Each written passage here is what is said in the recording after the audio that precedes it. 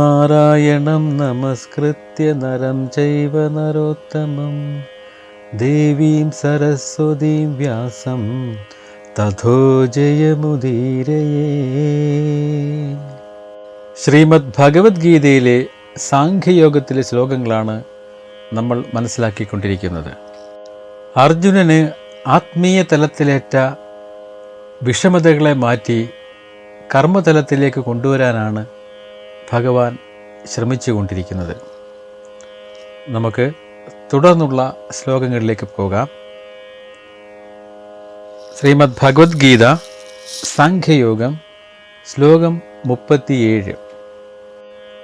ഹതോ വാ പ്രാപ്സ്യസി സ്വർഗം ഹതോ വാ പ്രാപ്സ്യസി സ്വർഗം ജിത്വാ വാ ഭോക്ഷ്യസേ മഹീം ജിത്വാ വാ ഭോക്ഷ്യസേ മഹീം തസ്മാത് ഉത്തിഷ്ഠ കൗന്ദേയ തസ്മാത് ഉത്തിഷ്ഠ കൗന്ദേയ യുദ്ധായ കൃതനിശ്ചയഃ യുദ്ധായ കൃതനിശ്ചയഃ. ഈ ശ്ലോകത്തിൻ്റെ അന്വയാർത്ഥം നമുക്കൊന്ന് നോക്കാം. ഹേ കൗന്ദേയ, അല്ലയോ അർജുന, ഹതഃ കൊല്ലപ്പെട്ടു, വാ അല്ലെങ്കിൽ, ഹതോ വാ കൊല്ലപ്പെട്ടാലോ, ഹതോ വാ കൊല്ലപ്പെട്ടാലോ, സ്വർഗം സ്വർഗത്തെ, പ്രാപ്സ്യസി നീ നേടും അല്ലെങ്കിൽ നീ പ്രാപിക്കും. യുദ്ധത്തിൽ കൊല്ലപ്പെട്ടാലോ നീ സ്വർഗത്തെ പ്രാപിക്കും. ജിത്വാ വിജയം നേടിയതുകൊണ്ട്, ആ യുദ്ധത്തിൽ വിജയം നേടിയതുകൊണ്ട്, വാ അല്ലെങ്കിൽ, ജിത്വാ വാ ജയിച്ചാലോ, കൊല്ലപ്പെട്ടാൽ സ്വർഗത്തെ, എങ്കിൽ ജയിച്ചാലോ, മഹീം മഹീം ഭൂമിയിലെ രാജ്യത്തെ, ഭോക്ഷ്യസേ നീ അനുഭവിക്കും. തസ്മാത് അതുകൊണ്ട്, യുദ്ധായ യുദ്ധത്തിനായി, കൃതനിശ്ചയഃ ദൃഢനിശ്ചയത്തോടെ, കൃതനിശ്ചയം ദൃഢനിശ്ചയത്തോടെ, ഉത്തിഷ്ഠ എഴുന്നേൽക്കുക. അല്ലയോ അർജുന, നീ യുദ്ധം ചെയ്താൽ ഒന്നുകിൽ നീ യുദ്ധക്കളത്തിൽ കൊല്ലപ്പെടുകയും അതിനെ തുടർന്ന് സ്വർഗത്തിലേക്ക് പോവുകയും ചെയ്യും. യുദ്ധത്തിൽ വിജയിച്ചാൽ രാജ്യം നേടി ഭരിക്കുകയും ഭൂമിയിലെ സുഖങ്ങൾ അനുഭവിക്കുകയും ചെയ്യാം.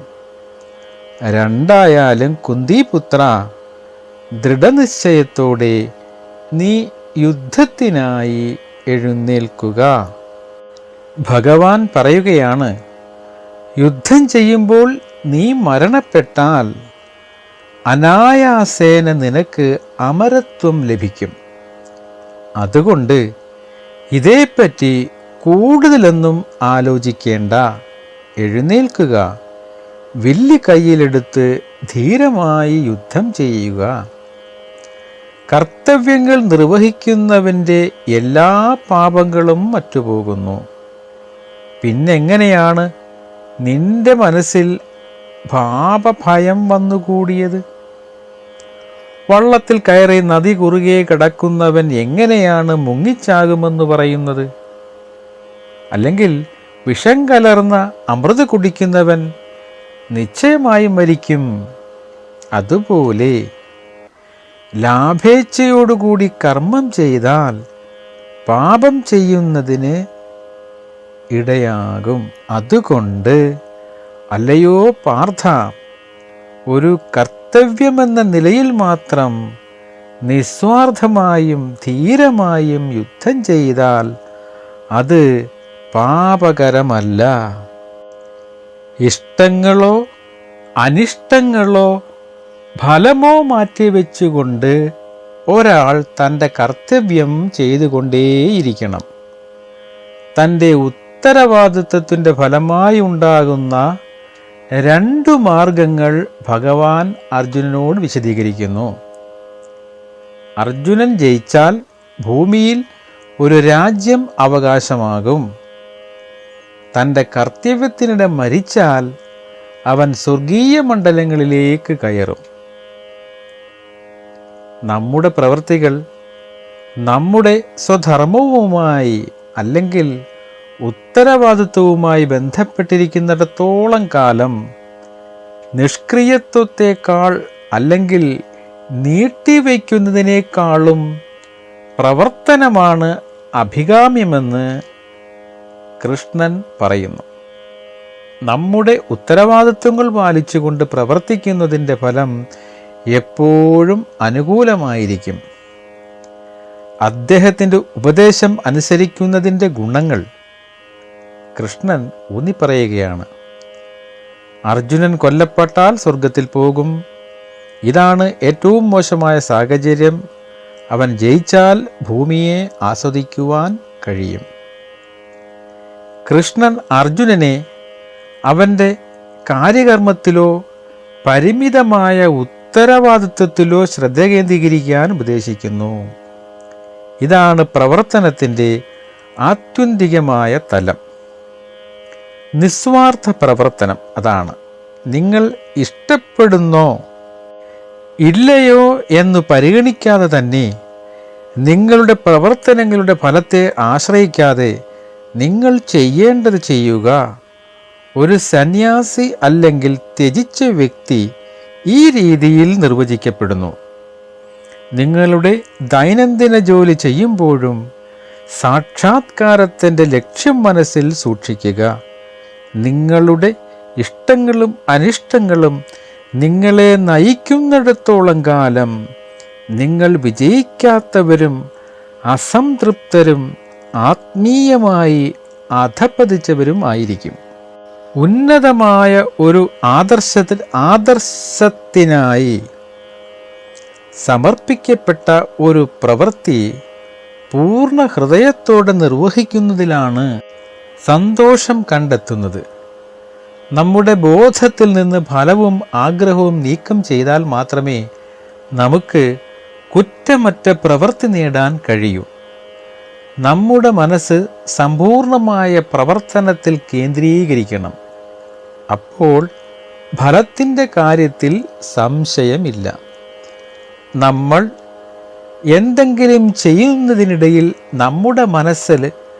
നമ്മുടെ മനസ്സ് ഫലത്തിലേക്കെത്തുകയാണെങ്കിൽ അല്ലെങ്കിൽ അതിൻ്റെ അനന്തരഫലത്തിലേക്കെത്തുകയാണെങ്കിൽ നമ്മൾ അതിനെക്കുറിച്ച് കൂടുതൽ ആഗ്രഹിക്കുകയാണെങ്കിൽ നമ്മുടെ പ്രവർത്തനം തകരാറിലാവുകയും നമ്മൾ പരാജയപ്പെടുകയും ചെയ്യുമെന്നാണ് അർജുനന് ഉപദേശിക്കുന്നതോടൊപ്പം തന്നെ ഭഗവാൻ നമ്മളോടും ഉപദേശിച്ചു കൊണ്ടിരിക്കുന്നത്. ഹതോ വാ പ്രാപ്സ്യസി സ്വർഗം ജിത്വാ വാ ഭോക്ഷ്യസേ മഹീം തസ്മാദുത്തിഷ്ഠ കൗന്ദേയ യുദ്ധായ കൃതനിശ്ചയഃ. ശ്രീമദ് ഭഗവത്ഗീത സാംഖ്യയോഗം ശ്ലോകം 38. സുഖദുഃഖേ സമേ കൃത്വാ സുഖദുഃഖേ സമേ കൃത്വാ ലാഭ അലാഭൗ ജയ അജയൗ ലാഭാലാഭൗ ജയാജയൗ തതഃ യുദ്ധായ യുജ്യസ്വ തഥോ യുദ്ധായ യുജ്യസ്വ ന ഏവം പാപം അവാപ്സ്യസി നൈവം പാപമവാപ്സ്യസി. ഈ ശ്ലോകത്തിൻ്റെ അന്വയാർത്ഥം നമുക്കൊന്ന് നോക്കാം.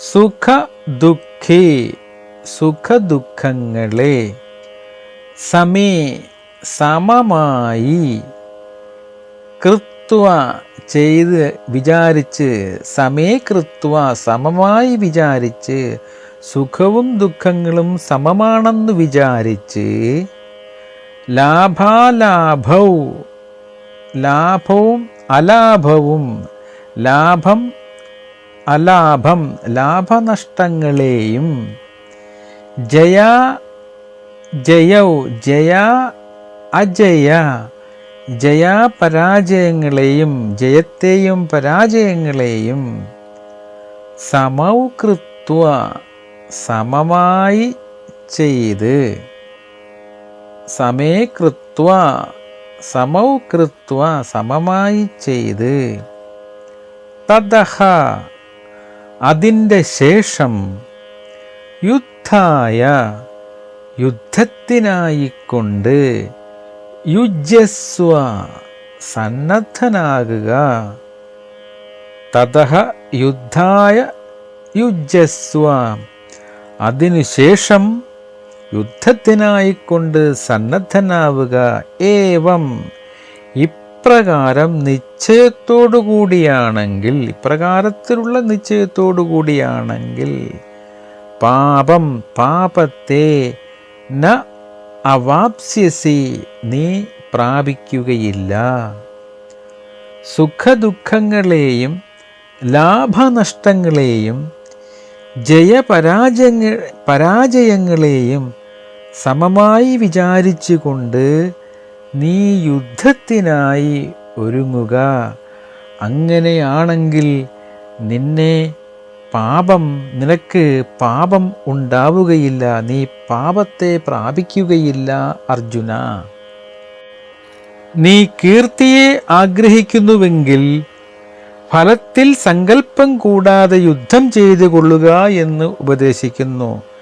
ഫലം ആഗ്രഹിക്കാതെ പ്രവർത്തിക്കുക എന്നതാണ് ഭഗവാൻ പറയുന്നത്. ഇവിടെ ഫലത്തെ നീ ആഗ്രഹിച്ചുകൊണ്ടാണ് ചെയ്യുന്നതെങ്കിൽ, കീർത്തിയെ ആഗ്രഹിക്കുന്നുവെങ്കിൽ ഫലത്തിൽ സങ്കല്പം കൂടാതെ, അതായത് നിനക്ക് കീർത്തിയാണ് ആവശ്യമെങ്കിൽ നീ അതിൻ്റെ ഫലമായി ഉണ്ടാകുന്ന നേട്ടത്തെ സങ്കല്പിക്കാതെ യുദ്ധം ചെയ്തു കൊള്ളാൻ ഉപദേശിക്കുന്നു. ലാഭമോ അലാഭമോ, രാജ്യപ്രാപ്തിയോ അപ്രാപ്തിയോ, ജയമോ പരാജയമോ, അവയിൽ നിന്നുദ്ഭവിക്കുന്ന സുഖമോ ദുഃഖമോ എന്നീ രണ്ടിൽ സന്തോഷം സന്താപം എന്ന വികാരങ്ങൾ മനസ്സിൽ ഉണ്ടാവാതെ സമനിലയിൽ മനസ്സിനെ നിർത്തണം. ഈശ്വരനായ എൻ്റെ വചനമാണ് വേദം. എന്നിൽ ഭക്തിയുണ്ടെങ്കിൽ വേദം വിധിച്ചിരിക്കുന്ന വാക്യത്തിൽ വിശ്വാസമുണ്ടായിരിക്കണം. ക്ഷത്രിയന് യുദ്ധമാണ് വേദം വിധിച്ചിരിക്കുന്നത്. സ്വധർമ്മമായതിനാൽ ഈശ്വരാർപ്പണ ബുദ്ധിയോടുകൂടി യുദ്ധത്തിനൊരുങ്ങിക്കൊള്ളുക. അങ്ങനെ ചെയ്താൽ ഗുരുഭൂതന്മാരെയും മറ്റും വധിക്കുന്നത് കൊണ്ടുള്ള പാപം നിന്നെ ബാധിക്കുന്നതല്ല. ഭഗവത്ഗീതയുടെ പ്രധാന വിഷയമായ കർമ്മയോഗ സിദ്ധാന്തത്തിൻ്റെ ആരംഭവാക്യമാണ് ഇവിടെ ഭഗവാൻ പറഞ്ഞത്. ഈ ശ്ലോകത്തിൽ ഭഗവാൻ കർമ്മയോഗത്തിൻ്റെ രഹസ്യം പഠിപ്പിക്കുന്നു. പലതരം പ്രവർത്തനങ്ങളിൽ ഏർപ്പെട്ടിരിക്കുമെങ്കിലും ഒരു മനുഷ്യന് പാപത്തിൻ്റെ കളങ്കമില്ലാതെ ജീവിക്കാൻ കഴിയും. മനസ്സിൻ്റെയും സമചിത്തതയുടെയും സന്തുലിതാവസ്ഥയിലാണ് ആ രഹസ്യമുള്ളത്. പ്രകൃത്യാലുള്ള മാറ്റത്തിൻ്റെ ചാഞ്ചാട്ടത്തിൽ മനുഷ്യൻ സമചിത്തത കൈവിടാതെ പ്രവർത്തിക്കണം. വിജയം ആഹ്ലാദത്തിൻ്റെ തിരമാലകളാൽ മനസ്സിനെ അസന്തുലിതമാക്കുന്നു. വിഷാദത്തിൻ്റെ തരംഗത്താൽ പരാജയവും വരുന്നു. സാധാരണക്കാരൻ തൻ്റെ ജീവിത പ്രവർത്തനത്തിനിടയിൽ അനുഭവിക്കുന്നത് ഇതാണ്. മനുഷ്യനെ ഒരു തീവ്രതയിൽ നിന്ന് മറ്റൊന്നിലേക്ക് കൊണ്ടുപോകുന്ന ഈ മാനസിക തരംഗങ്ങൾ കൊണ്ടുള്ള ഏക പ്രതിവിധിയായി ഗീതയെ സമചിത്തതയെ പ്രതിപാദിക്കുന്നു. ഈ മാനസിക അസ്വസ്ഥതകൾ ജീവിതത്തിൻ്റെ ആസ്വാദനത്തിനോടുള്ള ആസക്തി മൂലമാണ് ഉണ്ടാകുന്നത്. തൻ്റെ ഉദ്യമത്തിൽ ജയിച്ചാലും തോറ്റാലും തനിക്ക് നേട്ടമോ നഷ്ടമോ ഒന്നും ഇല്ല എന്ന് അന്വേഷകൻ അറിയണം. അങ്ങനെ അഹങ്കാരം, അഹംഭാവം, വിജയത്തിലെ ആഹ്ലാദം, യുദ്ധത്തിൽ ദുഃഖത്തിൽ ആത്മനിഷ്ഠ, പരാജയത്തിൽ നിരാശ തുടങ്ങിയ അസ്വസ്ഥതകളിൽ നിന്ന് അവൻ സ്വതന്ത്രനാകും. മനസ്സിനെ സമചിത്തതയിൽ നിർത്തുമ്പോൾ ആത്മാവ് വ്യക്തമായി പ്രതിഫലിക്കുന്നു. അങ്ങനെയുള്ള ഒരാൾക്ക് എങ്ങനെ പാപം ചെയ്യാൻ കഴിയും? ജോലിയുടെ യോഗ ഒരു താഴ്ന്ന പാതയാണെന്നും അധ്വാനം മനുഷ്യനെ ജനന മരണ ചക്രത്തിലേക്ക് ബന്ധിപ്പിക്കുന്നുവെന്നും ചിലർ കരുതുന്നു. കർത്താവ് അതിനെ നിഷേധിക്കുന്നു. ഇത് ചെയ്യുന്നവൻ അതിനെ നിഷേധിക്കുന്നു. ബന്ധിക്കുന്നത് ജോലിയല്ല, മറിച്ച് ജോലിയുടെ ഫലങ്ങളോടുള്ള ആസക്തിയാണ് ബന്ധിക്കുന്നത്. ഒരു മനുഷ്യൻ അധ്വാനത്തിൻ്റെ ഫലങ്ങളിൽ സ്വയം മുറുകെ പിടിക്കുകയാണെങ്കിൽ അവൻ ബന്ധിതനാകുന്നു. അവൻ്റെ പ്രവൃത്തിയുടെ ഫലം അനുഭവിക്കാനോ അയാൾക്ക് അയാളുടെ പ്രവൃത്തിയുടെ ഫലം അനുഭവിക്കണമെങ്കിൽ അയാൾക്ക് നിരവധി ജന്മങ്ങളെടുക്കേണ്ടി വരും. നേരെ മറിച്ച് പ്രപഞ്ചത്തിൽ തനിക്ക് അന്വേഷിക്കാൻ ഒന്നുമില്ലെന്നും താൻ ആത്മാവാണെന്നും അഭിലാഷിക്ക് അറിയാമെങ്കിൽ അവൻ തൻ്റെ പ്രവൃത്തിയുടെ ഫലങ്ങളിൽ നിസ്സംഗനാണ്. അവൻ സമചിത്തനാണ്. ഇതാണ് കർമ്മയോഗത്തിൻ്റെ രഹസ്യം. സുഖവും ദുരിതവും ഒരുപോലെ കാണുക. വിജയവും പരാജയവും ഒരുപോലെയാക്കുക. നിങ്ങൾ എഴുന്നേറ്റ് നിന്ന് പോരാടുക. സുഖദുഃഖേ സമീകൃത്വാ ലാഭാലാഭൗ ജയാജയൗ തഥോ യുദ്ധായ യുജ്വസ്വ നൈവം പാപമവാപ്സ്യസി. ശ്രീമദ് ഭഗവത്ഗീത സാംഖ്യയോഗം ശ്ലോകം 39. യേഷാ തേ അഭിഹിതാ സാംഖ്യേ യേഷാ തേ വിഹിതാ സാംഖ്യേ ബുദ്ധിർയോഗേ ത്വിമാം ശൃണു. ബുദ്ധിർയോഗേ ത്വിമാം ശൃണു. ബുദ്ധ്യാ യുക്തോ യയാ പാർത്ഥ. ബുദ്ധ്യാ യുക്തോ യയാ പാർത്ഥ കർമ്മബന്ധം പ്രഹാസ്യസി. കർമ്മബന്ധം പ്രഹാസ്യസി. ഹേ പാർത്ഥ, അല്ലയോ അർജുന, തേ നിനക്ക് അഭിഹിത ഉപദേശിക്കപ്പെട്ടിട്ടുള്ള ഏഷ ഇത്, ഈ കർമ്മയോഗം, ഈ യോഗം, സാംഖ്യേഷ ഇത് സാംഖ്യേ. സാംഖ്യേ ആത്മതത്വ വിഷയത്തിലുള്ള, ആത്മതത്വപരമായിട്ടുള്ള ബുദ്ധിയാകുന്നു. യയാ ബുദ്ധ്യ യാതൊരു ബുദ്ധിയോട് യുക്തഃ കൂടിയവനാകയാൽ കർമ്മബന്ധം കർമ്മത്തിനാൽ ഉണ്ടാകുന്ന ബന്ധത്തെ പ്രഹാസ്യസി നീ ഉപേക്ഷിക്കുമോ. താം അങ്ങനെയുള്ള യോഗേതു യോഗവിഷയത്തിലുള്ള ഇമാം ഇതിനെ പറയുവാൻ പോകുന്ന ഈ ബുദ്ധിയെ ശൃണു കേൾക്കുക, നീ കേൾക്കുക. ഭഗവാൻ പറയുകയാണ്, അല്ലയോ അർജുന, ഇതുവരെ ഞാൻ നിനക്കുപദേശിച്ചത് ആത്മതത്വത്തെ വിഷയമായ ബുദ്ധിയാകുന്നു. ഇനി യോഗ വിഷയമായിട്ടുള്ളതിനെ കേട്ടാലും ഈ യോഗബുദ്ധിയോടു കൂടിയവൻ ആയിട്ടുള്ള നീ കർമ്മബന്ധത്തെ ഉപേക്ഷിക്കുന്നതാകുന്നു. ന ജായതേ മ്രിയതേ വാ മുതലായ ശ്ലോകവാക്യങ്ങൾ കൊണ്ട്, മുൻ ശ്ലോകവാക്യങ്ങൾ കൊണ്ട് ബ്രഹ്മജ്ഞാനിക്ക് യാതൊന്നും ചെയ്യേണ്ടതായിട്ടില്ലെന്നും ഇപ്പോൾ സ്വധർമ്മമായ യുദ്ധം ചെയ്യുകയാണ് വേണ്ടതെന്നും പറയുന്നു. അന്യോന്യം ചേർച്ചയില്ലാത്ത വിധത്തിൽ പറയുന്നതെന്താണെന്ന് ശങ്കിക്കേണ്ട. ബ്രഹ്മത്തെ അറിഞ്ഞവന് ചെയ്യേണ്ടതായിട്ടൊന്നുമില്ലെന്നതാണ് സത്യം. അറിയുവാൻ ആഗ്രഹിക്കുന്നവൻ അന്ധക്കരണ ശുദ്ധിക്ക് കർമ്മം ചെയ്യുക തന്നെ വേണം. അങ്ങനെ തന്നെ ചെയ്യണം എന്നു പറയാം. നീ ബ്രഹ്മത്തെ അറിഞ്ഞവനല്ല അർജുന. മുൻപേ പറഞ്ഞത് അറിഞ്ഞവനെ ഉദ്ദേശിച്ചതാണ്. അവനെ കർമ്മസന്യാസം യോജിച്ചതു തന്നെയാണ്. അറിയുവാൻ ആഗ്രഹിക്കുന്നവൻ കർമ്മയോഗിയായിരിക്കണം. കർമ്മയോഗ വിഷയത്തെക്കുറിച്ച് ധരിക്കേണ്ടതായ സംഗതി പറയാം. ആ അറിവോടുകൂടെ കർമ്മം ചെയ്യുന്നവനെ ആ കർമ്മങ്ങളുടെ ഫലം ബാധിക്കുന്നതല്ല. കർമ്മഫലം അനുഭവത്തിന് അവകാശമില്ലാത്തവന് ജന്മവും ഉണ്ടാവുകയില്ല.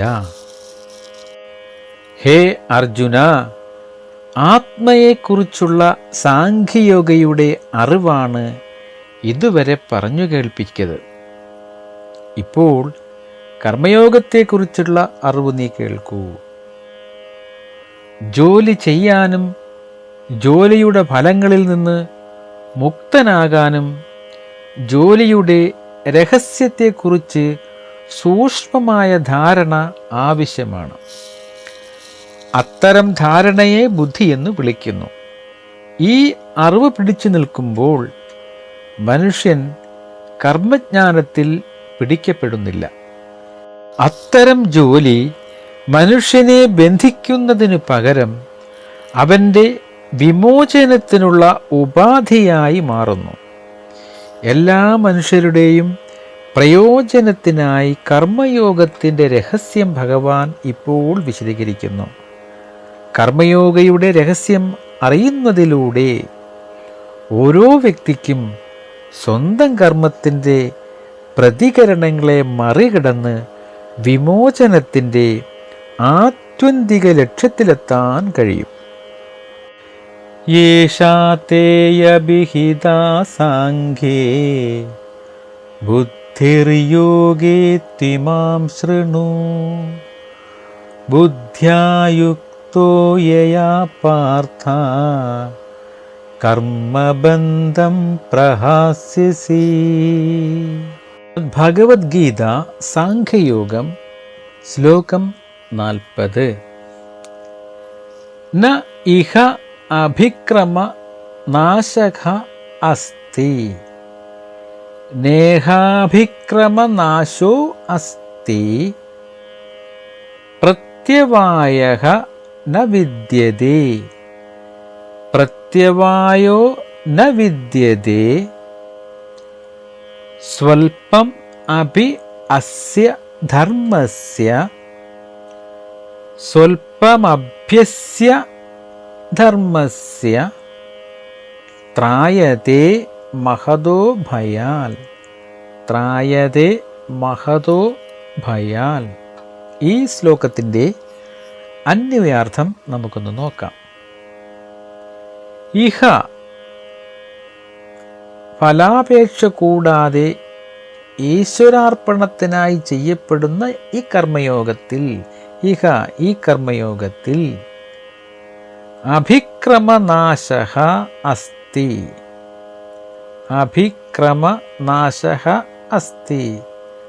ആരംഭനാശമില്ല. തുടങ്ങിയതു നിഷ്ഫലമാവുകയില്ല.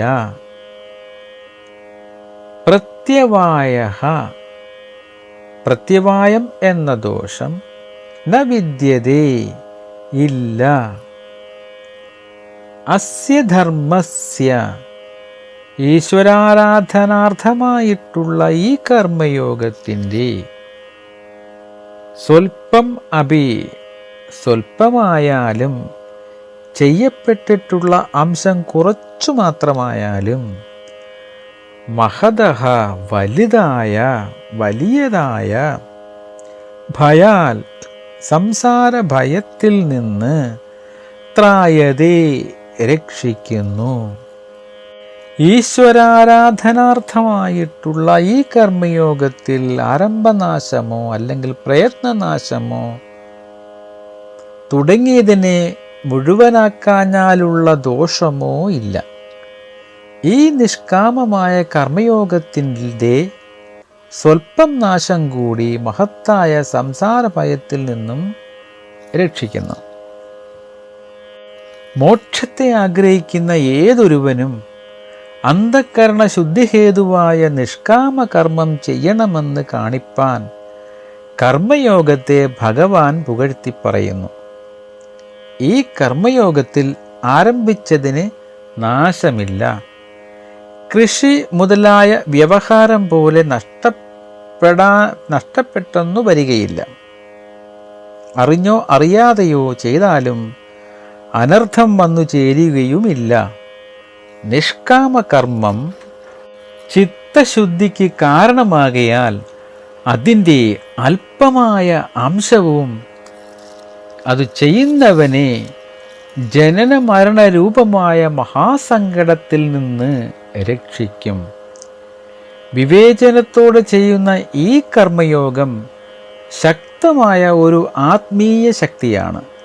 അത് ഒരിക്കലും പാഴാകില്ല. ഒരിക്കൽ ആരംഭിച്ചാൽ ഈ യോഗയിൽ ചെയ്യുന്നതെന്തും നല്ല ഫലങ്ങൾ തരുന്നു. നടുവിൽ നിർത്തിയാലും ദോഷമോ പ്രതികൂല ഫലമോ ഇല്ല. ഉദാഹരണത്തിന്, നാം ഒരു വിത്ത് മണ്ണിൽ നടുമ്പോൾ മണ്ണിൽ നിരന്തരം നനയ്ക്കണം, അല്ലെങ്കിൽ വിത്ത് നശിപ്പിക്കപ്പെടും. ഈ കർമ്മയോഗയുടെ കാര്യം അങ്ങനെയല്ല. എന്ത് ചെയ്താലും ശരിയായ അളവിലും ശരിയായ സമയത്തും അതിൻ്റെ നല്ല ഫലങ്ങൾ നൽകുന്നു. ഒന്നും നഷ്ടപ്പെടുന്നില്ല, പരിശ്രമം പാഴാവില്ല. ഈ കർമ്മസാധനയുടെ അല്പം പോലും വലിയ ഭയത്തിൽ നിന്ന് മനുഷ്യനെ സംരക്ഷിക്കുന്നു. പിന്നെ എന്താണ് ഈ ലോകത്ത് മനുഷ്യന് വലിയ ഭയം? മരണം. ജനന മരണം മാത്രമാണ് സംസാരം. ഈ യോഗാഭ്യാസനത്തിലൂടെ മനുഷ്യൻ ഈ ഭയാനകമായ ഭയത്തെ മറികടക്കുന്നു. നാം അഭിമുഖീകരിക്കുന്ന വലിയ അപകടം അടുത്ത ജന്മത്തിൽ നമുക്ക് മനുഷ്യരൂപം ലഭിക്കില്ല എന്നതാണ്. പകരം മൃഗങ്ങൾ, പക്ഷികൾ, മറ്റ് താഴ്ന്ന നിലയിലുള്ള ജന്തുക്കൾ എന്നിവയാണ് നമുക്ക് വേണ്ടി കരുതി വച്ചിരിക്കുക. കാരണം അടുത്ത ജന്മം ഈ ജീവിതത്തിലെ നമ്മുടെ കർമ്മങ്ങളും ബോധനിലവാരവും അനുസരിച്ചായിരിക്കും. 8.4 ദശലക്ഷം ജീവജാലങ്ങളാണ് നിലവിലുള്ളത്. മനുഷ്യർക്ക് താഴെയുള്ള ജീവജാലങ്ങൾക്ക് മനുഷ്യർക്ക് ഉള്ളതുപോലുള്ള വികസിത ബുദ്ധിയില്ല. എന്നിരുന്നാലും ഭക്ഷണം, ഉറക്കം, പ്രതിരോധം, ഇണചേരൽ തുടങ്ങിയ സാധാരണ പ്രവർത്തനങ്ങളും അവർ ചെയ്യുന്നു. മനുഷ്യർക്ക് അറിവിൻ്റെ കഴിവ് നൽകിയിട്ടുണ്ട്. ഉയർന്ന ലക്ഷ്യത്തിനായി അത് സ്വയം ഉയർത്താൻ അവൻ ഉപയോഗിക്കും. ഭക്ഷണം കഴിക്കുക, ഉറങ്ങുക, ഇണചേരുക, പ്രതിരോധിക്കുക തുടങ്ങിയ മൃഗീയമായ പ്രവർത്തനങ്ങൾക്കായി മനുഷ്യർ അവരുടെ ബുദ്ധിയെ അങ്ങേയറ്റം ഉപയോഗിക്കുന്നുവെങ്കിൽ അത് മനുഷ്യരൂപത്തിൻ്റെ ദുരുപയോഗമാണ്. ഉദാഹരണത്തിന്, ആരെങ്കിലും ഭക്ഷണം കഴിക്കുന്നത് ജീവിതത്തിൻ്റെ പ്രാഥമിക ആനന്ദമായി കരുതുന്നുവെങ്കിൽ ഒരു പന്നിയുടെ ശരീരം അത്തരമൊരു വ്യക്തിക്ക് കൂടുതൽ അനുയോജ്യമാകും. അങ്ങനെ ആ വ്യക്തിക്ക് അടുത്ത ജന്മത്തിൽ ഒരു പന്നിയുടെ ശരീരമാകും ലഭിക്കുക. ആരെങ്കിലും ഉറക്കമാണ് ജീവിതത്തിൻ്റെ ലക്ഷ്യമാക്കുന്നതെങ്കിൽ ഒരു കരടിയുടെ ശരീരം അത്തരം പ്രവർത്തനത്തിന് കൂടുതൽ അനുയോജ്യമാണെന്ന് ദൈവം കണക്കാക്കുകയും തുടർന്നുള്ള ജീവിതത്തിൽ അത് അനുഭവിച്ചു തീർക്കുകയും ചെയ്യുന്നു. അതിനാൽ അടുത്ത ജന്മത്തിൽ മനുഷ്യജന്മം ലഭിച്ചേക്കില്ല എന്നതാണ് നമ്മുടെ മുന്നിലുള്ള വലിയ അപകടം. അതായത് ഈ മനുഷ്യജന്മം കഴിഞ്ഞാൽ അടുത്ത ജന്മം നിശ്ചയിക്കപ്പെടുന്നത് നമ്മുടെ കർമ്മമാണ്, നമ്മൾ ചെയ്യുന്ന പ്രവൃത്തിയാണ്. അതിനനുസരിച്ചാണ് ഓരോ ജന്മങ്ങളും നിശ്ചയിക്കപ്പെടുന്നത്. നേഹാഭിക്രമാനാശോ അസ്തി പ്രത്യവായോ ന വിദ്യതേ സ്വൽപമഭ്യസ്യ ധർമ്മസ്യ ത്രായതേ മഹതോ ഭയാൽ.